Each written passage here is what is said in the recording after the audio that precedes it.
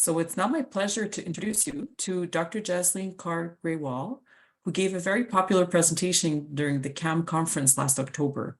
Her presentation today is called Updates in Pediatric RSV Prevention for Midwifery Practice.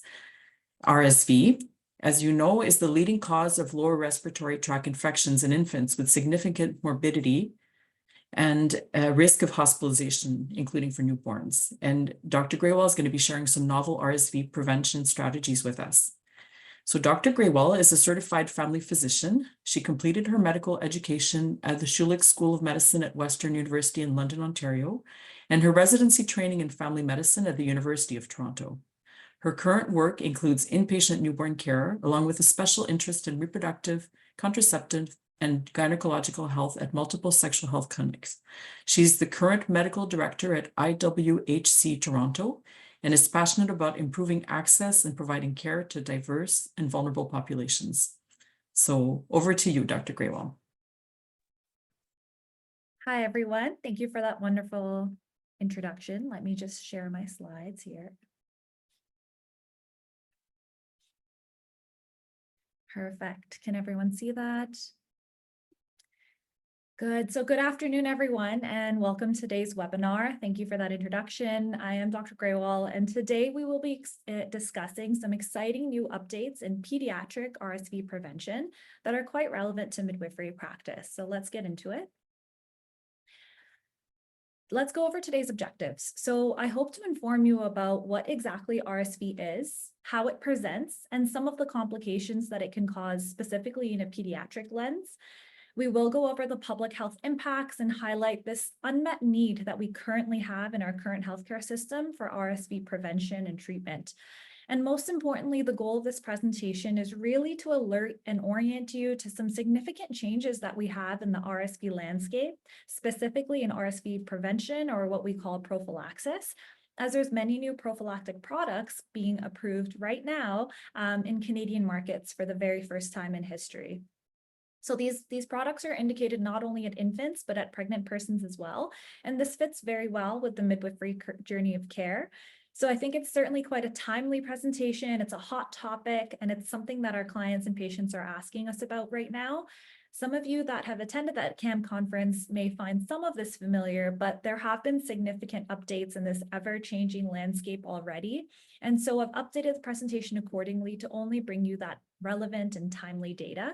And it's really exciting stuff. So let's get into it. These are my disclosures, but in order to mitigate any potential bias, of course, I will only be presenting evidence-based peer-reviewed data, as well as Health Canada guidelines to provide all of the currently available options for our clients.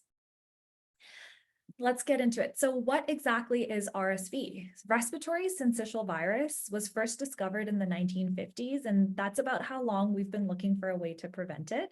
What it is, it's a single-stranded RNA virus from the same family as measles, mumps, parainfluenza, and it typically has two major strains, A and B. Which strain you get depends on the region you're in, and in a given season, usually one strain is more dominant than the other. You can see the picture here. It's characterized by two proteins on its surface, the fusion protein F and the attachment protein G, which are important. This immunology is interesting because it's actually the F protein shown here that is the target of new and novel vaccines and antibodies. And it's why we've been able to make leaps and bounds in science. So what happens when we get RSV? So when we get sick, the virus invades our epithelial cells of our respiratory tract. It causes inflammation of those cells, edema, and merging of those cells into these giant cells called syncytia. And those syncytial cells are actually prone to necrosis. They're prone to sloughing and falling into the lower parts of our airway. And this is what causes airway obstruction as well as alveoli collapse. That's the mechanism by which respiratory syncytial virus causes lower respiratory tract infection, such as bronchiolitis and pneumonia. We know that RSV is seasonal, but the seasons do change depending on what region you live in. So in Canada, the RSV season typically begins in October or November, and it lasts until March, with more northern areas shifted to later months. So in northern Arctic regions, the season starts in December and lasts until perhaps April or May. So the second graph here shown in purple shows the peak of cases occurring just in around Christmas and New Year's. So week 1 and 52, and this is surveillance from 2022 to 2023, so during the pandemic. And seasonality is important because it actually makes a difference when we decide how and when to give our prevention treatments, which we will discuss later on. So how does RSV present? What does it look like when the patient gets it? So most healthy individuals like you or I may get RSV and we may not even know it. We get, it might just be an annoyance like the common cold. We may get some symptoms of an upper respiratory tract infection, such as cough, a runny nose, perhaps the sniffles, as well as non-respiratory signs and symptoms like fever, fatigue, or even poor appetite. These symptoms will usually, be a little bit annoying and we recover in a few days. However, there are a select few individuals who contract this virus and go on to develop more severe lower respiratory tract infection. So this will include respiratory distress, as well as conditions such as pneumonia and bronchiolitis through the mechanism as described earlier. But who are these people that will go on to develop severe disease?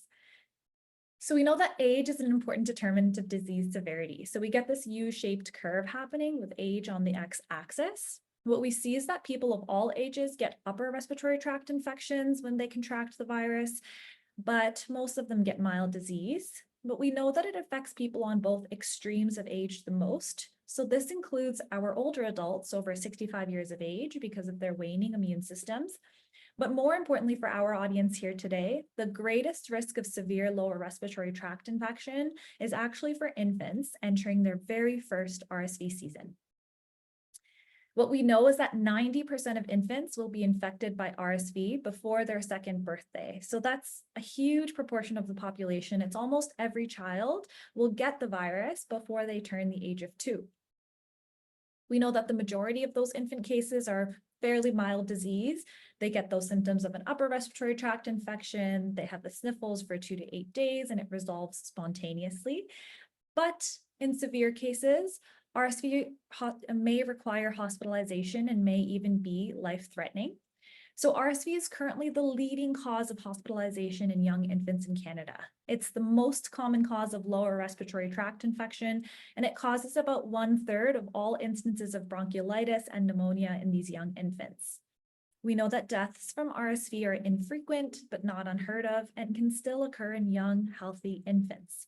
So each year, RSV disease is estimated to cause about 3.4 million hospitalizations around the world, and unfortunately, about 100,000 deaths around the world per annum. The risk of severe outcomes from RSV is higher among those children in which you expect it to be. So, of course, those children with comorbidities such as chronic lung disease, congenital heart disease, compromised immune systems, neuromuscular disorders. However, it's important to know that that course of disease is quite unpredictable and that there's many hospitalized infants that have no underlying comorbidities. So according to a study done in 2010 in Ottawa at CHEO at the Children's Hospital, among hospitalized infants with RSV at that given time, they found that 80% of them were previously healthy and actually born at term. So that's really interesting because it tells us that we can't really predict which infants are going to get the sickest, which infants are most prone to hospitalization. And therefore, we really have to take this into account when we think about our strategies for protecting infants and how we're going to go about that.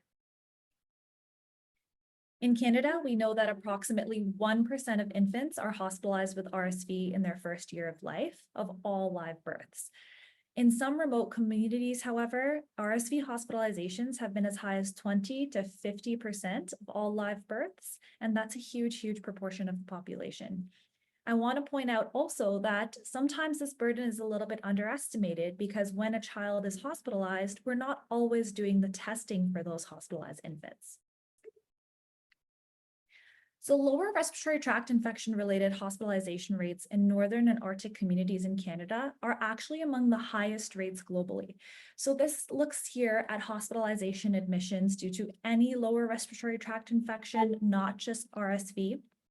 And we notice that in infants in Northern communities, this is 6.4 times higher than the national average. Nunavut and Nunavik have very elevated rates of lower respiratory tract infection and often with severe outcomes. We know that RSV was the most common virus identified, and co-infection was associated with a longer length of stay, so RSV plus another virus. But the risk factors contributing to elevated rates of hospital admission in these populations are not fully teased out. We think they're likely multifactorial, but some studies have looked at this higher burden and they explain it by social determinants of health. And of course, it's compounded by limited access to healthcare in these communities. So I wanted to look at this a little bit further. This is looking at risk factors for lower respiratory tract infection for hospitalization for any virus, not just RSV, in the Canadian Arctic. So it's actually data from a case control study done on children under 2 on Baffin Island who were admitted to hospital with any lower respiratory tract infection. So what it shows us is things like smoking during pregnancy, place of residence, Inuit background, lack of breast or chest feeding, and household crowding. Each of those were independently associated with having an increased risk of hospital admission due to lower respiratory tract disease.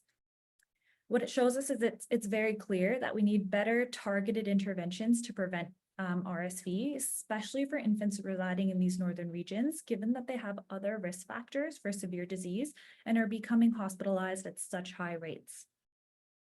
Expanding back out to the rest of the country, we know that RSV burden remains high compared to other viruses. So here is a lovely graph. It shows us respiratory hospitalization rates per 100,000 population on the y-axis and infections attributable to influenza, RSV, or ORV, or other respiratory viruses, grouped by age on the bottom. And what jumps out at us right away is that big red bar, which of course represents RSV, which is highest in those aged 2 and under.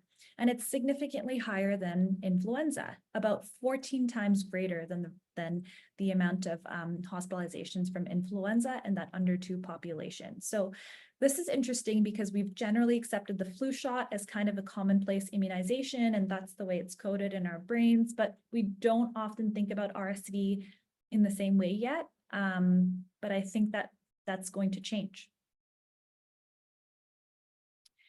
So what happens when an infant actually gets RSV? How do we treat it? So unfortunately, when infants are severe enough to be hospitalized for an RSV infection, the treatments are quite limited. The mainstay of treatment is supportive care. So what that means is just suctioning, hydration, and of course, supplemental oxygen. Unfortunately, steroids, inhalers like salbutamol, Ventolin, antivirals, hypertonic saline, chest physiotherapy, all of those have not been shown to improve outcomes in research. And because it's a viral infection, we know antibiotics won't work. So in short, we don't really have a lot of treatment options for those young infants that are on the inpatient pediatric floor who already have RSV. And this is why prevention of the disease becomes so important in managing it altogether. So sometimes parents will ask us, why are infants at the most risk? Why are they getting so sick with this and the rest of us aren't?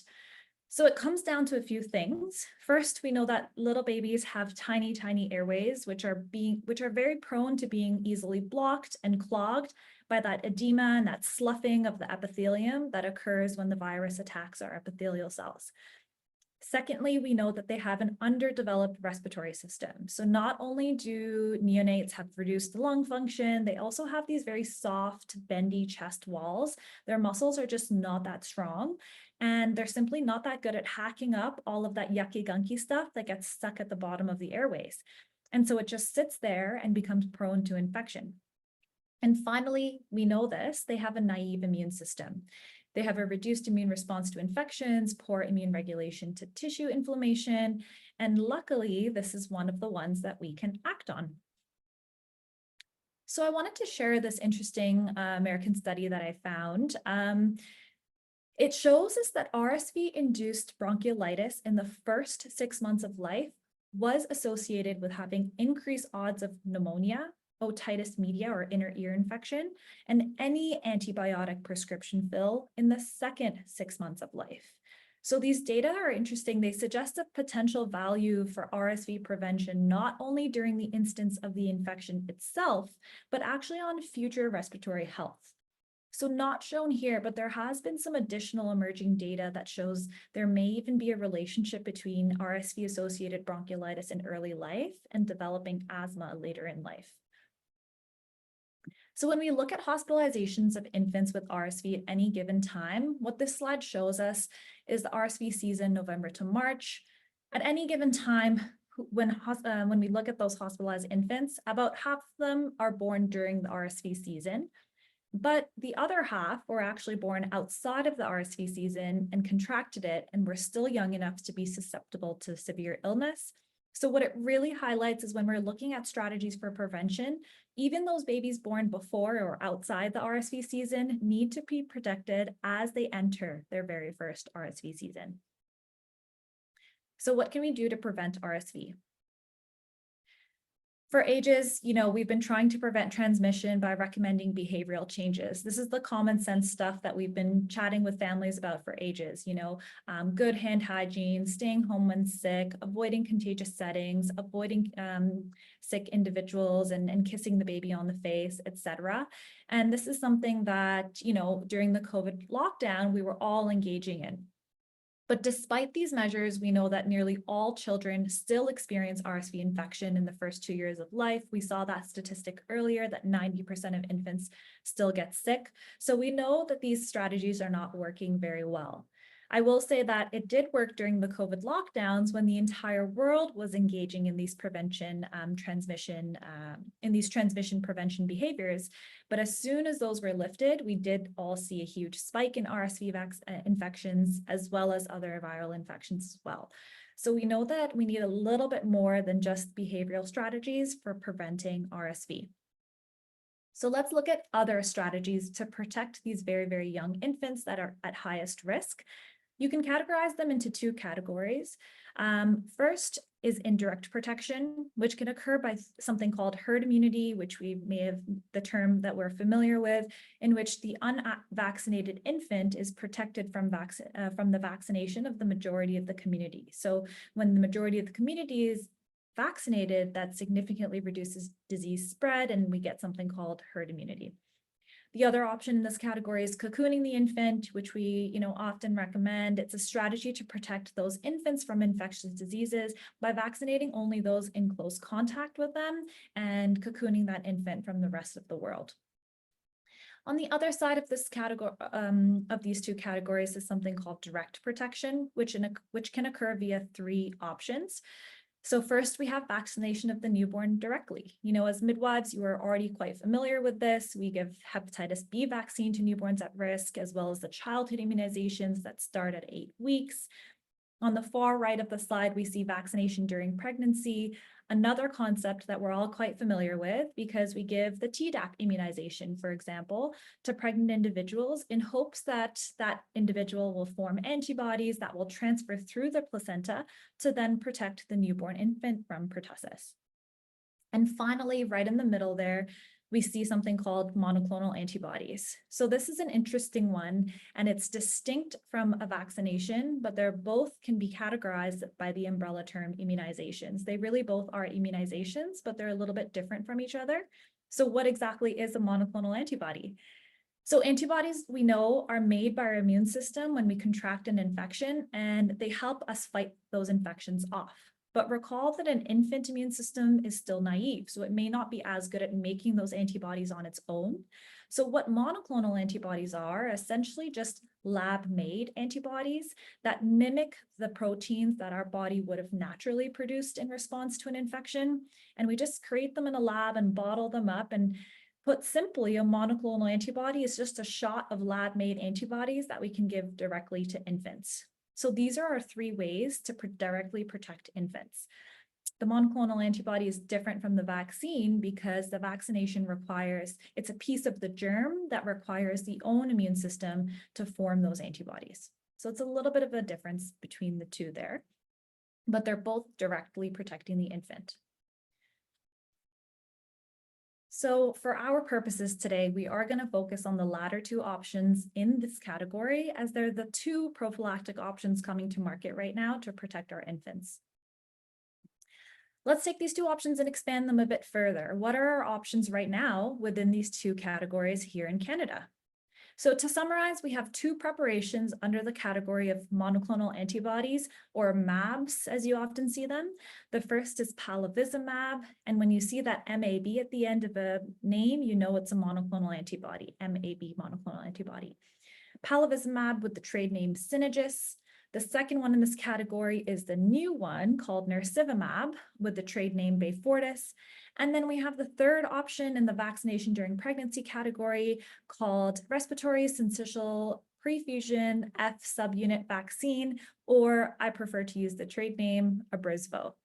So I've color coded these two categories for you, and you're going to see these symbols throughout the presentation just to help us as a roadmap in case we ever get lost about which category we're talking about.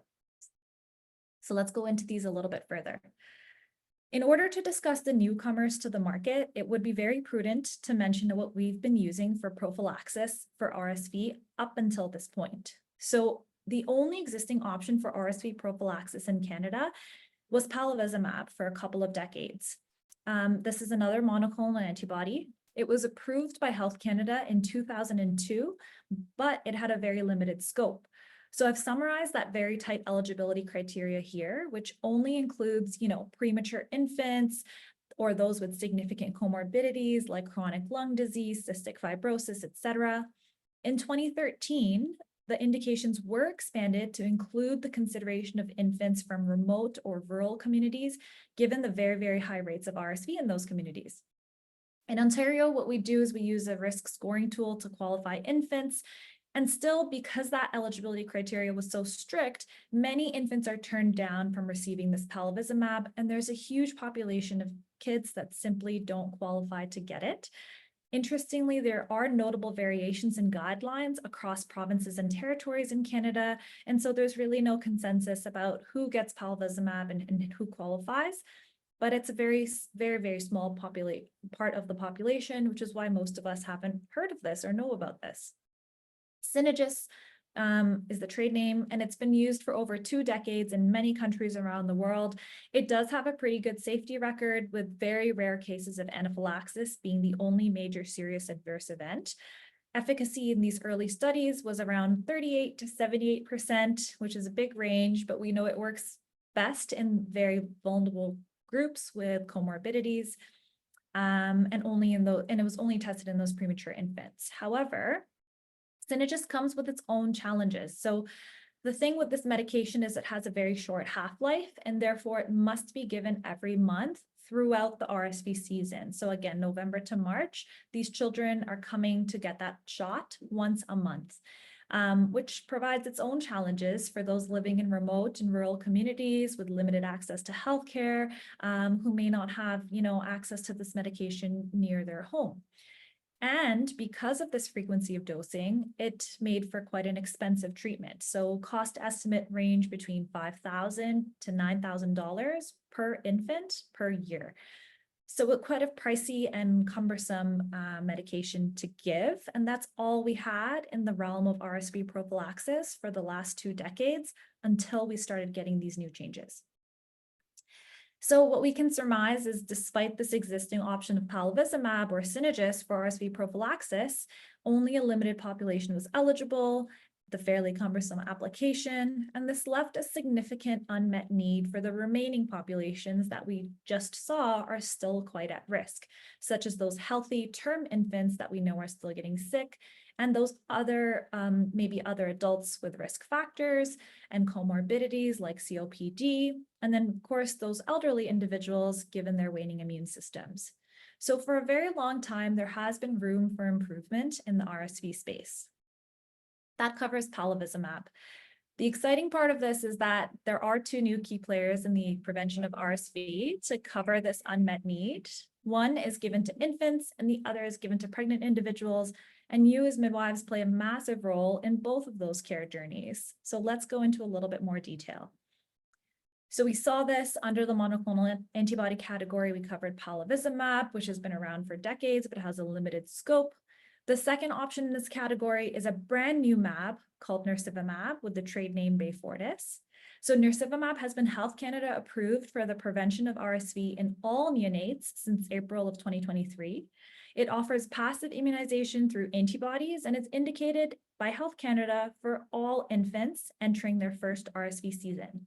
So this is the very first time that a prophylactic strategy for RSV has become available for such a broad infant population. It's basically approved for every child. So more recently, an immunization intended for the pregnant individual has also been approved. This is the RSV vaccine made by Pfizer that's intended to be given to pregnant individuals in their late second or third trimester of pregnancy. And the concept, the idea is that the vaccine prompts that pregnant person to make antibodies, again, so those antibodies are transferred to the fetus through the placenta, and that child is born with some protection against RSV in a similar fashion that we administer Tdap, influenza, COVID, etc. So clearly there's lots of moving parts, and at the same time, it's a very exciting time for RSV prevention. There's so many new products being approved, and we're going to go into each of these products in more detail. But important to mention is that NACI, or the National Advisory Committee on Immunizations, is currently conducting a comparative review of all of these authorized preventative options for infant protection.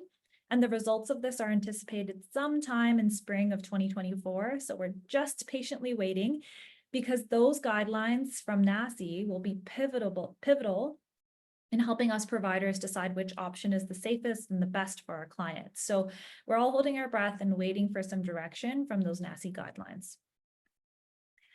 Let's go ahead and start with Abrysvo. I'm going to use the trade name here for simplicity. The product monograph also calls it the Respiratory Syncytial Virus Stabilized Prefusion F subunit vaccine. So notably, this vaccine with the same name, Abrysvo, is also approved for adults over 60 for prevention of severe RSV.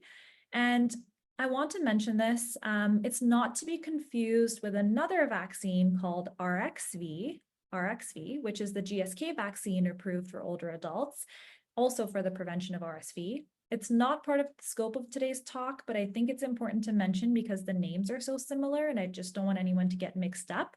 So Abrysvo is the one intended for pregnant individuals as well as for individuals over 60 years of age. Same name, same DIN number, same dose, but the RXV is only for individuals over 60. So just a little bit of mindfulness there with the name similarities.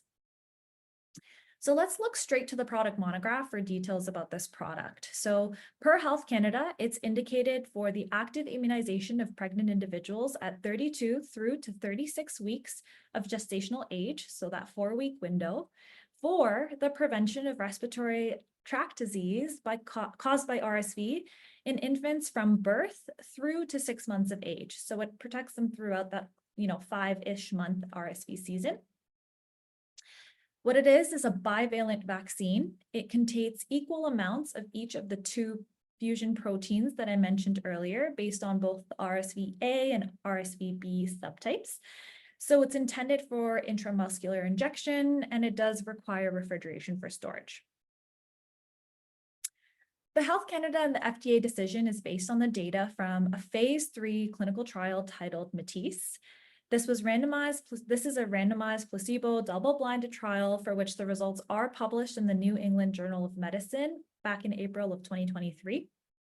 All of this information was presented at the CDC ACIP meeting, which is interestingly all available for viewing on YouTube. You can watch their deliberations should you be interested. This was a global study. It included study sites in both the northern and the southern hemispheres, which have different RSV seasons, and it spanned multiple RSV seasons. So the study, what they did, they just basically enrolled healthy pregnant individuals under 49 years of age who were between 24 to 36 weeks of gestation. and they had a total of 7,000 participants who were randomized to either receive the vaccine or a placebo shot, and then they were followed for 6 months. We now have data following them for up to a year, but I won't be fully covering that today. So the endpoints of trials like these usually look at something called severe medically attended lower respiratory tract infection, or just medically attended lower respiratory tract infection. What that basically means, the acronym is MALRTI RSV. So essentially what it looks like is any medically attended visit to either a hospital or a doctor or even the ER where the virus was confirmed to be RSV with a PCR. So the snapshot from the paper from the NEJM, to summarize these results, we can just see that there's a lower incidence of RSV-associated disease in the vaccine arm, shown here in yellow, compared with the placebo arm, shown in blue, and that effect persists over the 6-month timeframe of the study.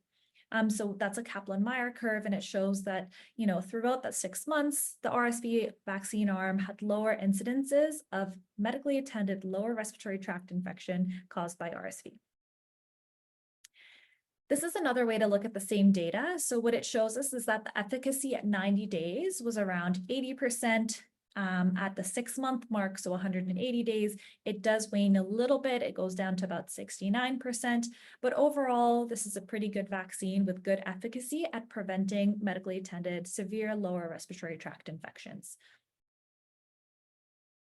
With respect to adverse effects, the local reactions were the most commonly reported in recipients of the vaccine arm compared to recipients of the placebo. So this is to be expected. We are inflaming the immune system. So the most common injection site was, the most common adverse effect was injection site pain, which is shown in 41% of the participants in the vaccine group and only 10% in the placebo group.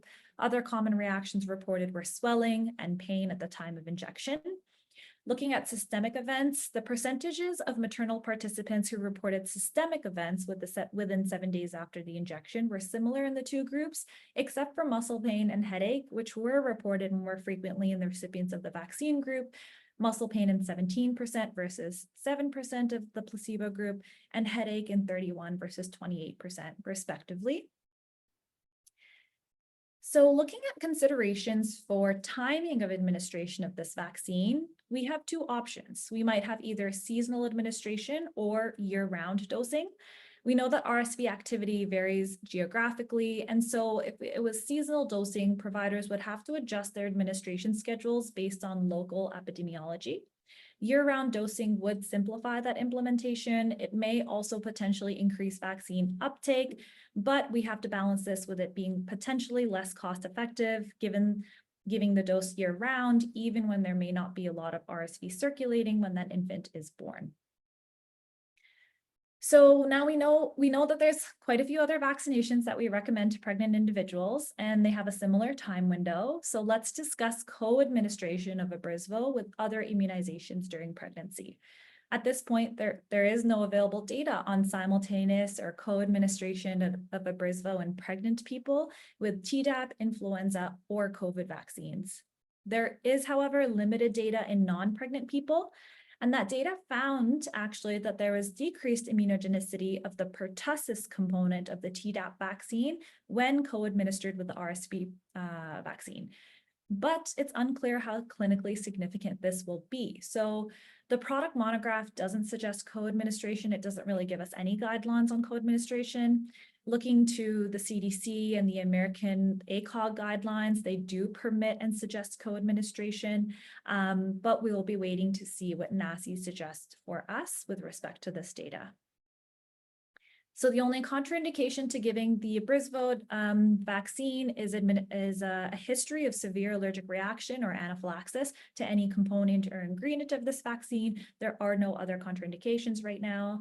And of course, having a moderate or severe acute illness is a precaution to any vaccination, and we suggest generally that vaccination should be deferred until the patient improves. So that pretty well summarizes Abrysvo. Going back to our categories here, let's expand on the third and final option in Canada for RSV prophylaxis. a second monoclonal antibody titled nirsevimab. Beyfortus or nirsevimab, which has had Health Canada approval since April of 2023, has been approved for the prevention of RSV in all neonates and infants entering their first RSV season, as well as certain eligible infants in their second season. So again, it's essentially every infant, so it's quite a game changer. And again, supply, rollout, and things like that are still being established as those NACI guidelines are still pending. What is nirsevimab?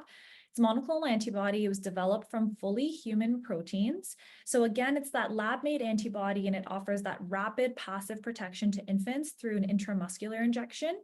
It does this by attaching to the F protein we saw earlier in that first slide, and it hinders the virus's ability to enter our lungs. So again, looking directly at the product monograph here, we see that nirsevimab is long-acting. So the expected duration shown in clinical trials was about 5 months of protection, meaning 1 dose is sufficient to carry the infant throughout the RSV season. You may recall that this is in contrast to the other monoclonal antibody, palivizumab, which did require a monthly dosing schedule. So it's a lot less cumbersome to give because it's just 1 dose for the entire season. It's indicated for that broad patient population, essentially all infants entering their first RSV season, as well as certain individuals who remain vulnerable in their second RSV season.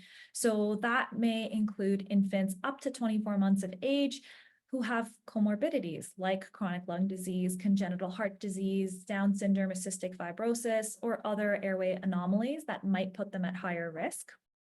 The only contraindication is if the infant is known to have a history of severe allergy to the drug or any of its ingredients. This includes a much larger population than that was eligible for palivizumab, which is quite exciting because it's approved for all infants. Again, it's an IM injection and it's weight-based dosing. So if the infant is getting it, at birth or shortly after and they're under 5 kilograms, they'll get 100 mg. If they're getting it and they're over 5 kilograms, if they're under 5 kilograms, they get 50 mg. If they're over 5 kilograms, they get 100 mg. And if they're eligible in their second season, they'll get 200. And finally, it also requires refrigeration for storage. So based on the mechanism of action of nirsevimab, any potential adverse reactions or risks were based primarily on what generic safety risks we would expect to be associated with any immune globulin, including monoclonal antibodies, and that was the focus of safety assessments. We found that the injection was determined to be fairly safe, with most frequent adverse reactions being rash in less than 1% of individuals, and then fever and injection site reactions that are to be expected with any immunization. So in clinical trials, nirsevimab was given along with routine childhood vaccinations, and they found that it did not affect the safety or the reactogenicity of the other vaccines that it was given concomitantly with. And therefore, we can give it concomitantly or co-administer it with routine childhood immunizations, which makes it a lot easier to give if we're already doing those immunizations for those children. So this graph really demonstrates the flexibility of nirsevimab dosing. So according to the product monograph, nirsevimab should be administered from birth for infants born during the RSV season, which is highlighted here.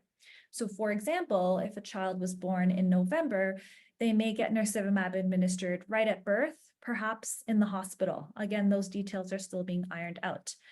You can see that a baby born perhaps in July now would get their first dose of nirsevimab right as they enter the first RSV season, because we know it has a duration of about 5 months. So we want it to carry them through the RSV season. So that may happen, maybe as an outpatient in a physician's office, a public health clinic, along with routine childhood vaccinations. That part we don't know, and the provinces are still ironing that out, and it will be province and territory dependent. Those details will come once we have more information from NACI. I'd like to talk a little bit about the data that has gotten nirsevimab approved. So this slide really summarizes the many studies that have been done on infants of varying ages. You can see gestational age shown here across the top. To summarize, there were 3 important studies. Each of them were double-blinded, randomized control trials that were used as the primary source of evidence to assess the efficacy and the safety of nirsevimab for the prevention of RSV.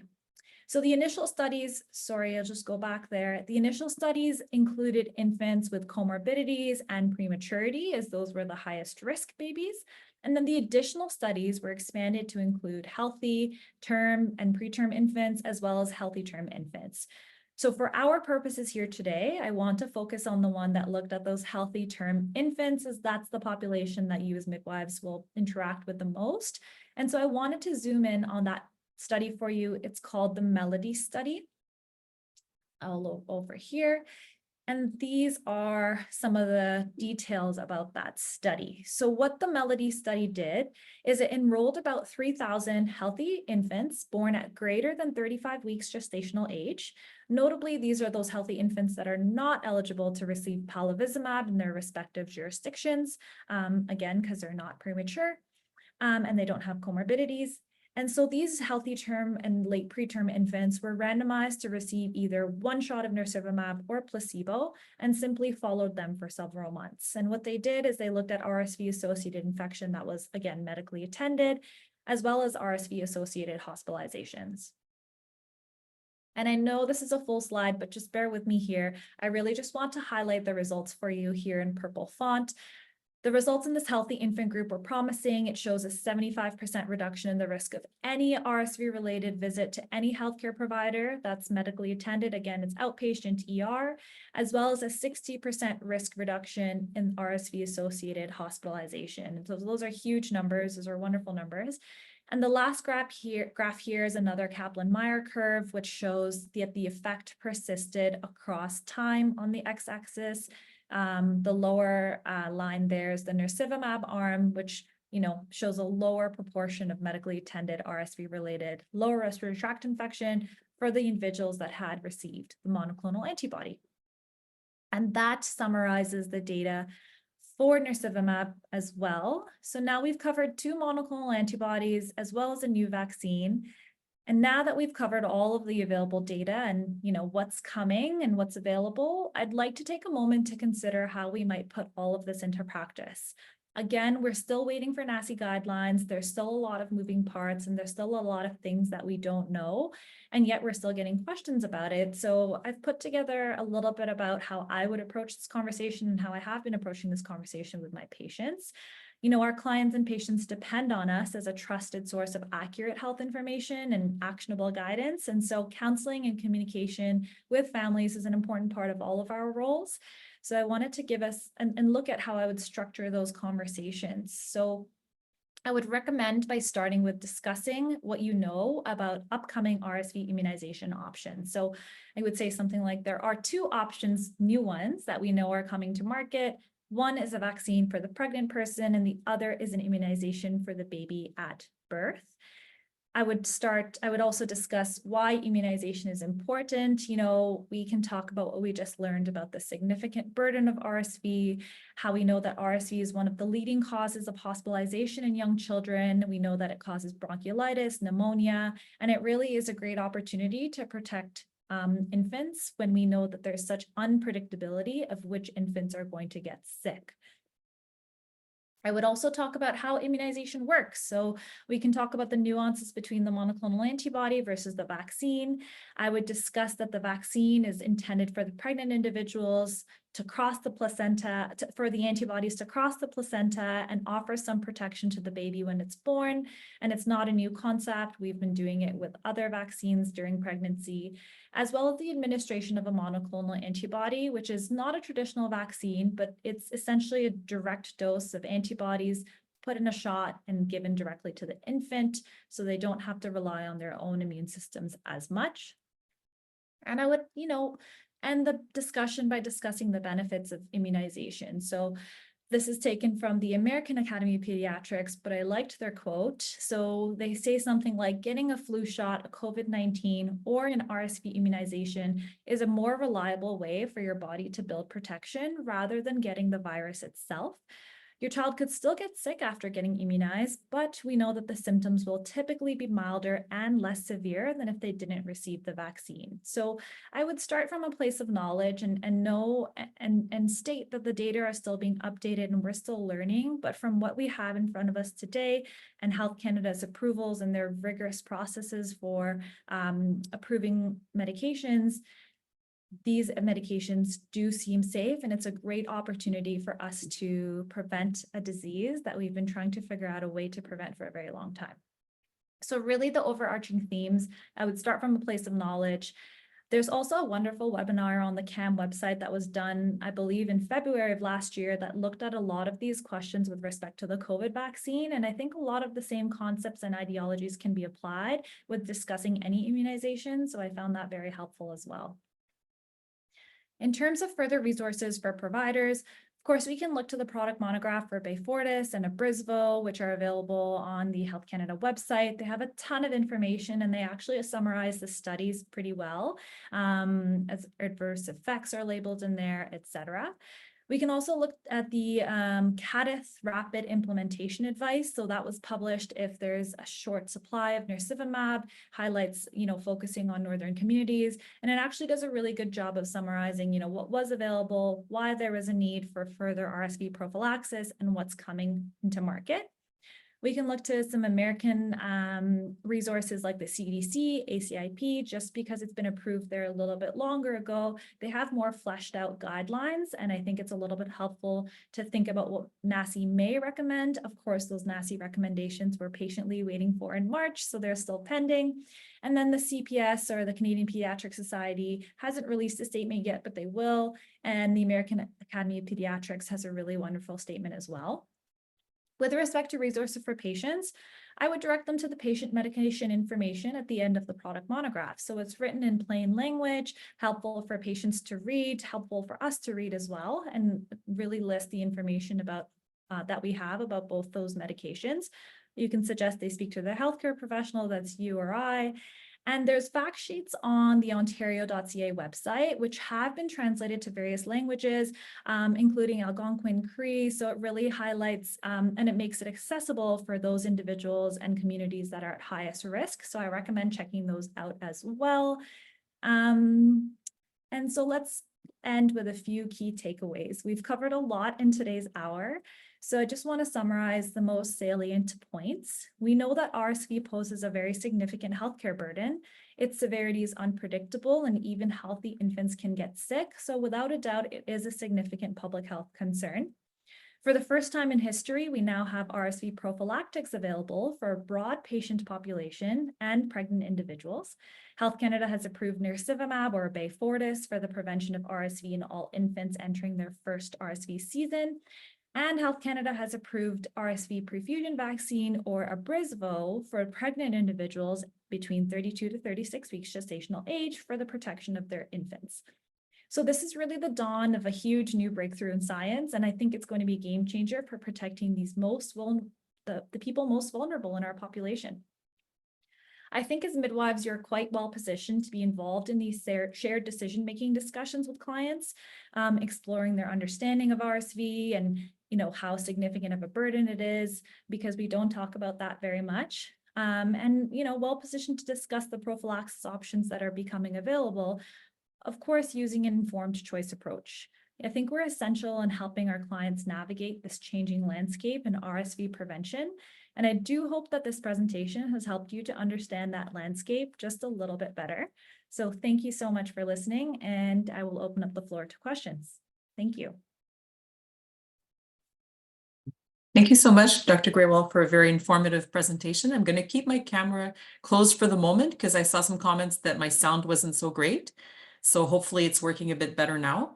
And we have quite a few questions in the chat. So we'll get started right away. So the first question was around a midwife who said that she had a situation where she had a preterm baby in the hospital, and they had her fill out a survey with the client to determine whether the baby was eligible for RSV prophylaxis. And one of the questions was in relationship to somebody in the household having eczema. So, and this midwife was wondering, what is the relevancy or correlation? Yeah, that's such an interesting question. So the correlation is that we know that there's something called the atopic triad.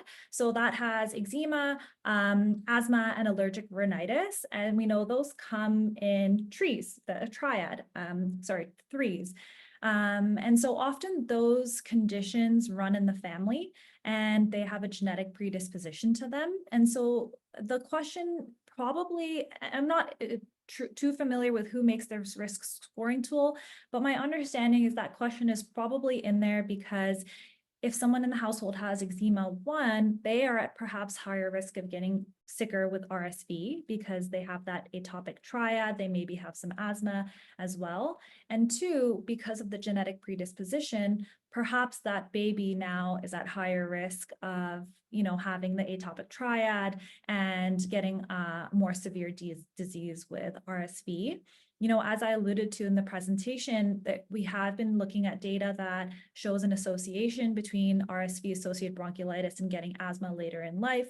And so we know that there's some correlation between all of these conditions. We haven't really teased out the causal relationships yet, but I suspect that that's the reason that is included in the risk scoring tool.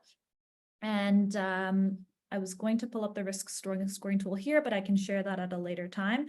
Hopefully that answers that question. Thank you very much. I think one of the questions you answered already, which was about whether Abrysvo follows a monthly schedule. My understanding that it does not, right? It's given in pregnancy in one dose. Correct, one-time dose in pregnancy. And just to be clear, because there have been some errors in the States, Abrysvo is only for the pregnant individual. There is no vaccine approved for infants right now, only the monoclonal antibody. And yes, one-time dose, not a monthly schedule. Perfect. Another question I think you answered as well was in terms of whether people could get the Tdap vaccine and Abrysvo at the same time, or do they need to be separated? And as you mentioned, I think the data is, the recommendations are not clear. The American guidelines seem to indicate that they could be given at the same time, but in terms of the Canadian information, we don't have any guidelines yet. Exactly, great summary. CDC and ACIP suggest that they can be given at the same time.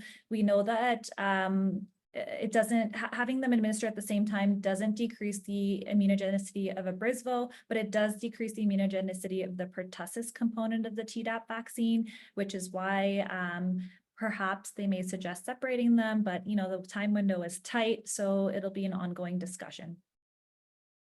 Okay, wonderful.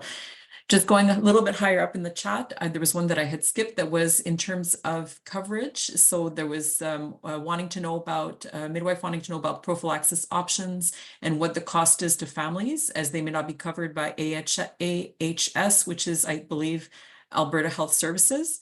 And this midwife was mentioning that communities are starting to charge pregnant people for Tdap because AHS funded doses are out of stock. So is this funding issue something that may follow the RSV immunization in pregnancy or post-birth? That's a great question. So I can only comment on what I know. I'm certainly not privy to the conversations between the suppliers and the ministries in each respective province. And as I said, so every province is kind of in their own deliberations and negotiations for securing supply, as well as their own discussions about coverage. What I can say is that with respect to nirsevimab, there have been discussions that supply will not be an issue in the upcoming winter season, and the government will cover this. We just don't know exactly at what rate and for which infants. Will it be an all infant approach? Will it just be those high risk? Will it only be during the RSV season? And I believe that there is certainty that there won't be a private market for this. So it'll be either government covered or you won't be able to access it. So to be decided, a short answer, we're not 100% sure about coverage. Again, the provinces are still ironing those details out, which is why we don't know yet. They're still in deliberations and discussions. We know that the big four provinces, so Ontario, Quebec, Alberta, and BC, will have these both the vaccine and the antibody available for this upcoming winter season, but I can't comment too much on how each province will choose to cover those. Okay, thank you very much. There was another question in terms of whether if a pregnant person receive a Brisvo between 32 and 36 weeks, will the baby also be required? Will the baby also require rather Beyfortus at birth, or are they mutually exclusive? It's a wonderful question. So we don't know yet what NACI is going to suggest, but it will likely be either or and not both, because they both offer pretty good protection. And so, for example, if you've gotten the vaccine during pregnancy, it's unlikely that your child will also need Nursivimab, except in certain cases. So there are certain conditions that make getting both necessary. For example, if the infant happens to be born 14 days or less from the time of that vaccination that was received during pregnancy, as there may not, be enough time elapsed for that person to have made those antibodies and for that cross-placental transfer to occur. So in that situation, for example, that child may also get Nursivimab, even if if the pregnant individual had gotten the vaccination during pregnancy. But otherwise, it'll probably be an either or approach, but we'll naturally be waiting to see what NACI says about that.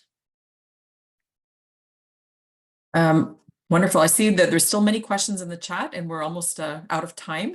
So maybe I'll take one last one and then we'll try to answer some other ones by writing.